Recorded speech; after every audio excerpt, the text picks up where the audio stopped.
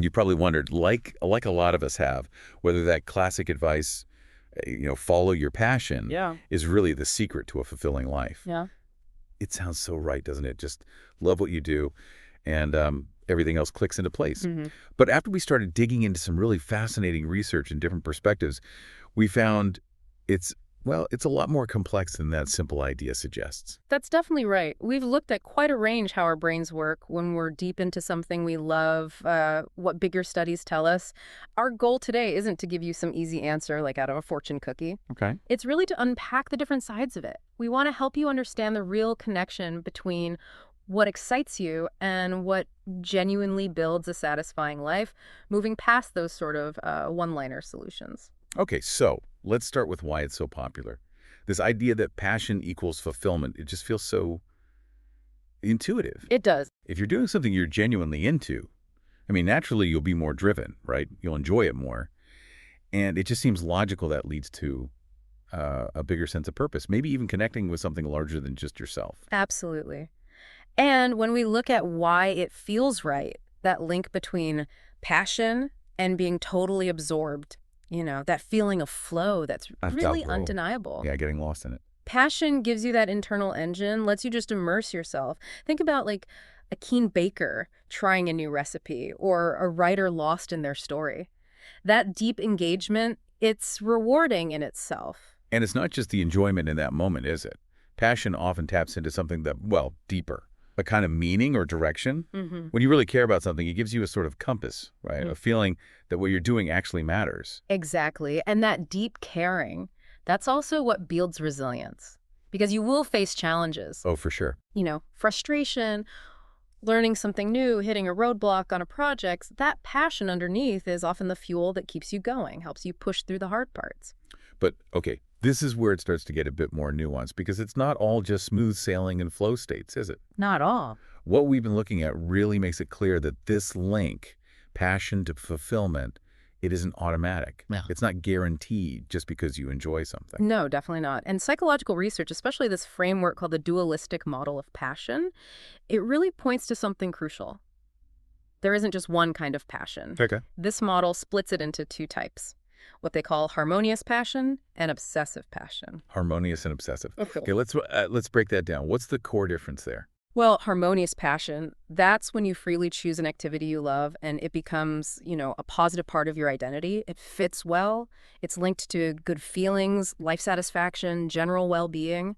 And importantly, research suggests it connects to a stronger sense of meaning. It can even act as a sort of buffer against feeling bad if you hit a setback in that area. You do it because you want to, and it's balanced with the rest of your life. Okay, that sounds like the goal, right? The healthy kind of passion. So what's the flip side? Obsessive passion. Obsessive passion, yeah. That's when the involvement feels more pressured, maybe internal pressure, like needing recognition, or even just feeling like you can't step away. Ah, And this type, it can actually lead to negative things, burnout, anxiety, lower well-being overall. Studies have found links between obsessive passion and more anxiety and depression. It can even make people stick rigidly to activities, even when it's clearly not working out or harming them. wow. Okay, that's a really big distinction. So it's not just what you're passionate about, but the why and the how it fits into your life. That's critical. Precisely. And it's also key to remember that self-fulfillment itself, what that actually means, often needs more than just following interests. It usually involves getting good at something, competence, feeling connected to others, and feeling like you're contributing somehow. Right. So passion alone often isn't enough. It needs to go along with skill development, connection, making a difference. That makes a lot of sense. Just being really, really enthusiastic doesn't automatically mean you're skilled or that it builds positive relationships. Exactly. And it also connects to the work of Angela Duckworth. She observed that passion isn't always this thing you just find. Often it actually develops after you've put in the time, engaged with something, started to see progress and build your skills. So passion can be cultivated. Yes, which suggests maybe the advice should be less follow your passion and more like engage deeply and see if passion develops. Interesting way to frame it. It fits the research. And speaking of research, the data we looked at really backs this up. For example, there was a 2015 study mentioned in the New York Times that found simply engaging in hobbies, those passionate activities outside work actually lowered stress quite a bit. Lowered stress, how much? By 34%? and sadness by 18%. That's a pretty direct link between doing things you're passionate about and just feeling better. Wow, yeah, 34% stress reduction just from a hobby. That's pretty significant. It really is. And other studies consistently show that harmonious passion, the balanced kind, positively predicts things like life satisfaction, feeling energetic vitality, and that sense of purpose we talked about. Okay. Obsessive passion, though, tends to show either a negative connection or really no link at all to those positive So outcomes. one type kind of fills you up and the other potentially drains you? That's a good way to put it, yeah. And the research gets even more specific. Harmonious passion links to both feeling good day to day, that's hedonic well being, and that deeper sense of meaning and realizing your potential, which is called eudaimonic well being. Hedonic and eudaimonic. Got it. Like happiness and purpose. Exactly. The kind of satisfaction from living a life aligned with your values. Okay, so the evidence does seem to lean towards a healthy, balanced passion being really beneficial, but the sources we examined also raised some pretty important warnings and critiques about just blindly following the follow your passion mantra, didn't they? Oh, absolutely. A huge one is balancing passion with, well, practical stuff. Reality. Like paying the bills. Exactly. The advice sometimes skips over the need for financial stability, realistic expectations. Let's face it, not every passion translates easily into a career that supports you. Right. You might be passionate about, I don't know, competitive dog grooming, but making a living from it might be tough. Precisely. And there's also a potential downside to thinking of passion as this fixed thing, like you either have it or you don't. That mindset can lead to frustration if you haven't found yours yet, or if your passion hits a rough patch. The idea of a growth mindset, believing you can actually develop interests and abilities over time, seems much more sustainable and ultimately probably more fulfilling. That ties back to what you said earlier about passion developing through engagement, nurturing a spark, not just waiting for a bonfire. Exactly right. And there's Stanford research that directly looked at this. It suggests that having this developed mindset about passion is way more effective than believing you just have to find the perfect fit passion out there somewhere. That's actually really encouraging to hear, because I think a lot of people feel this pressure, you know, to have already identified some big, intense passion. It can be kind of demotivating if you haven't. That's a really key point, and our sources definitely acknowledge that. Not everyone walks around with a clear, burning passion. For those people, the standard advice can feel, well, a bit hollow. There's even a framework mentioned, the Bohan's hierarchy of career fulfillment, which basically says you need basic security first. Right. You need the foundation. You can't really focus on artistic passion if you're genuinely worried about rent or food. Basic needs come first. Makes sense. And here's another interesting point. Sometimes when you turn a passion into your actual job, it can, well, it can take some of the joy out of it. Oh, yeah. I've heard people say that. The deadlines, the need to make money from it, the clients or bosses. It can change your relationship with that thing you used to love freely. What was an escape becomes work. It becomes a source of stress, potentially. It can. And then there's the idea that maybe focusing only on your own personal gain from passion might actually limit how fulfilling it feels in the long run. How so? Well, some sources suggested that when your passion connects to contributing to something beyond yourself, helping others, making some kind of positive impact, that can be a much more durable and profound source of satisfaction. So passion with purpose, but a purpose bigger than just your own enjoyment. Exactly. And, just briefly, the sources also touched on the obvious ethical side.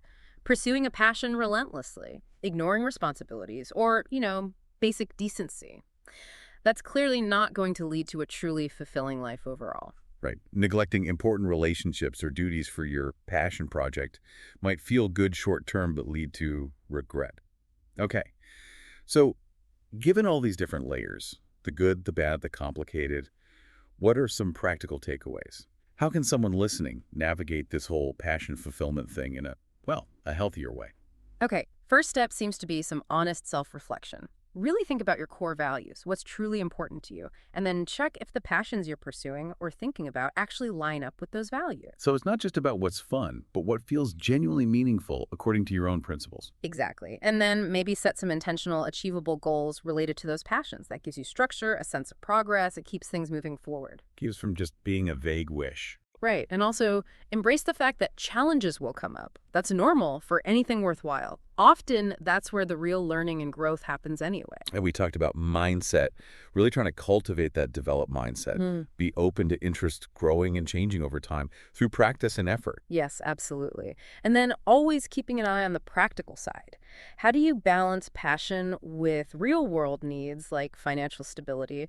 Maybe that means developing skills that support your passion or finding clever ways to integrate it into a more stable career rather than, just quitting your job impulsively. So maybe hold off on quitting the day job to become a full-time interpretive dancer immediately. Explore it first. Slight chuckle.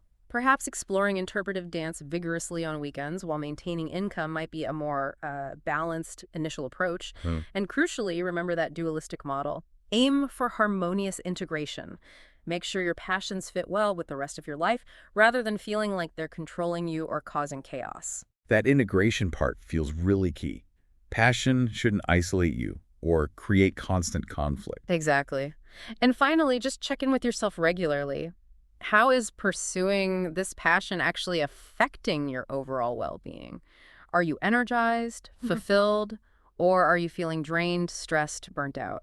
And be willing to adjust based on that. Yes. Yeah, Be willing to tweak things. It's an ongoing process, not a one time decision. okay. And just to circle back, when we talk about self-fulfillment, what are we really talking about? Well, based on what we looked at, it seems to cover a few things: personal growth, feeling emotionally well, having meaningful connections, realizing your potential, and living a life that feels aligned with your values and purpose. That's a big picture. It is. And passion, as we've discussed, can be a really significant contributor to that big picture. But it's just one piece of a much larger puzzle. Right, not the only piece. Definitely not the only piece. An important one, potentially, but it needs balance with everything else. Okay, so wrapping this up then, it sounds like pursuing your passion can absolutely boost your sense of fulfillment. It brings motivation, enjoyment, purpose, boosts well-being. Hmm. It's a big, but you need to approach it thoughtfully. Be aware of the potential pitfalls, like that obsessive side. It's not some guaranteed magic bullet. Yeah. The type of passion, harmonious versus obsessive, and how you pursue it, that seems to make all the difference. You need that balance with practicality and the rest of your life. That sums it up perfectly. And maybe that leaves us with a final thought for you, the listener, to ponder. In your own life right now, what does balance truly mean when you think about your passions and all the other important things: work, relationships, health? How could you maybe cultivate a more harmonious engagement with your interests? One that genuinely adds to your fulfillment without messing up the practical side or other meaningful parts of life? And maybe just consider, what's one small, doable step you could take today, either to explore a little spark of interest you've had, or perhaps to just reevaluate your relationship with a passion you already pursue to make sure it's serving your overall well being in a healthy way?